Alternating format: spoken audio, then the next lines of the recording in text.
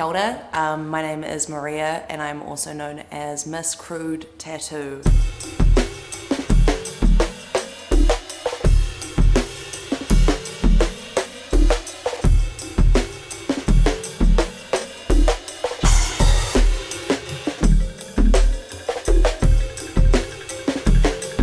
So my first tattoo was actually still in high school. I was 17 and they did not know because 2 years prior my mum had said if I ever got a tattoo I'd be kicked out of the house.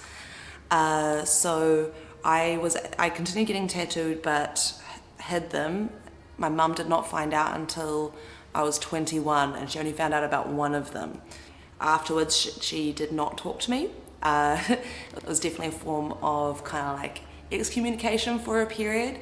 She came back into my life courtesy of like a hospital accident, so it's always the shit that brings people together. I got some kind of traditional apprenticeship.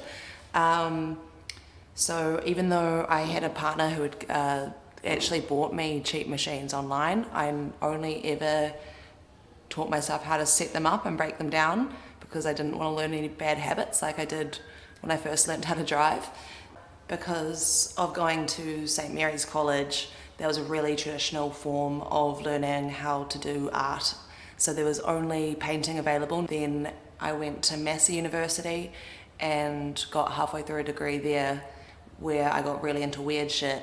Going into tattooing, I was forced into learning American traditional, and that was crazy, learning from like a form of like understanding how a realistic image looks to breaking it down into just as few lines as possible and simple color palettes.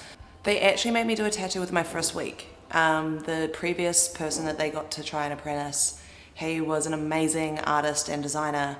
However, the moment he finally put the needle to the skin, he just actually freaked.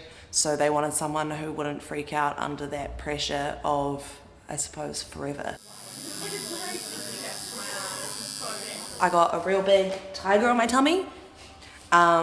He was a real hardcore, fast and hard 3-hour session up in Auckland. Just after coming back from Japan, I got Japanese script down my ribs that says all for love. So getting a full back piece goes right down to my bum. And I will admit, my first session I cried every hour on the hour. Yeah, it was pretty gnarly. All I know is I have over 100 hours. I get lost counting. Numbers aren't my strong suit, but I know I've got somewhere in the vicinity of like 104 to 110 hours on my body. There's something about going through something really brutal and getting something fucking awesome at the end that really kind of speaks to me. As an artist, we're always trying to better ourselves each and every day. At least like that's what I believe a good artist is all about. So it's hard. You definitely have favorite experiences. But again, it's constantly changing and constantly evolving. It's weird, I stare.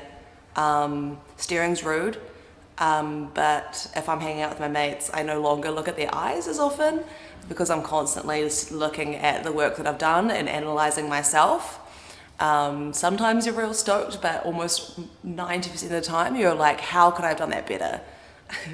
Really interesting, as an artist, I was really bad at selling or giving away my artwork originally. Tattooing taught me how to let it go. Even if it has no meaning, I feel like getting tattooed is basically declaring who you are on the outside, and choosing something that has no meaning has its own massive meaning in itself. So it says that you probably are more loosey-goosey, will be one word I'd say, I guess, where it's like,